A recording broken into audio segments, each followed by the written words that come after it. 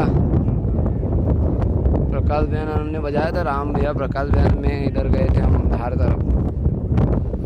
और अभी 13 तारीख के लिए भी आया था उनका फ़ोन कि 11 तारीख के लिए कि मंदसौर में, मतलब मंदसौर से कहीं इधर आ रहे थे खरगोन तरफ। तो टीम लगी कि यार ऐसा वैसा, तो मना कर दिया था। प्रोग्राम था नहीं हमारा 11 को, और तो मना कर दिया था। और यार आज इनके साथ है ना, ढोलपुरे जी के साथ, ढोलपुरे जी है शाजापुर वाले, बाबूलाल ढोलपुरे। क्या पापा के अच्छे मित्र हैं, और तो वो कलाकार है नहीं इनके पास में,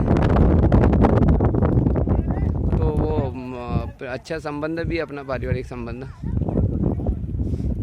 अच्छा है।